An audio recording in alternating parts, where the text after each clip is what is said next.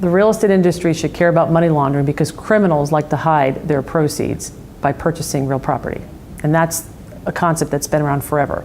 The reason why you should care now is because the headlines suggest that this is getting to the attention of law enforcement, and as a result of that, you're going to have increased regulatory scrutiny. And there's going to be increased scrutiny on the industry as a whole from law enforcement. How do real estate companies protect themselves from exposure? What individuals and companies can do in the real estate industry to protect themselves is to know their risk and know who they're dealing with. The first thing that you need to understand is what laws are you subject to? What are you required to do from a regulatory perspective? And are you subject to the Bank Secrecy Act, where you're required to have an AML compliance program? And once you understand those obligations, then you kind of move to, okay, regardless of whether I'm required to have a compliance program, does it make sense for me to have one based on my risk?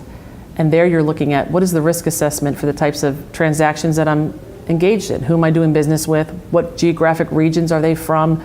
Do they involve political folks and people that are associated with governments of foreign countries? All of those factors.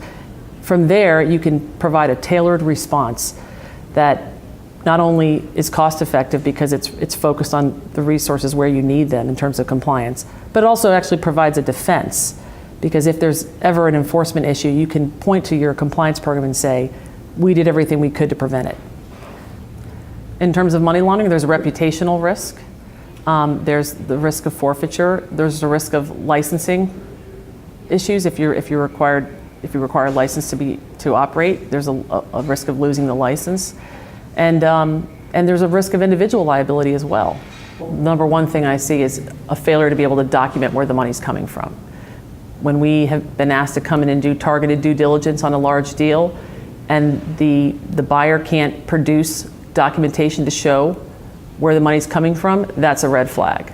And that could mean that it's coming from an illegal source. If I'm engaged in a real estate transaction, it's not generally market to say, okay, where's your money coming from? Let me see the source. Right. So is that inappropriate? Should real estate people who are involved in those deals be saying, okay, you're paying me X dollars, where's that money coming from, and demonstrate to me that that's the source? Well, that decision is going to be twofold. One is you got to understand, depending on what your role is in the market and in the transaction, what are your legal requirements, and are you legally required to know where that money is coming from? Because if you're subject to the Bank Secrecy Act, you are. And then secondly, what is your risk tolerance?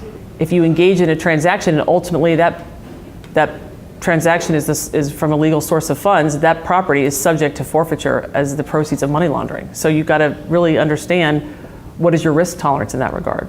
Are the Bank Secrecy Act compliance obligations the only thing that players need to be concerned about? The Bank Secrecy Act is one of the primary statutes that requires anti-money laundering compliance, and it covers financial institutions. Definition is very broad and includes some players in the real estate industry, but not all. And there's a lot of question about an analysis about, well, am I covered under the Bank Secrecy Act? What we tell clients is focus less on the act itself and more on your risk, because the criminal statute of money laundering applies to corporations and individuals regardless of whether or not you're required to have a compliance program. So money laundering is a crime, and if you're engaged in a high-risk industry where you're dealing in a lot of large transactions, cash, overseas wires, you need to be thinking about money laundering and the risk that it has to the organization and to the individuals that are involved in the transactions.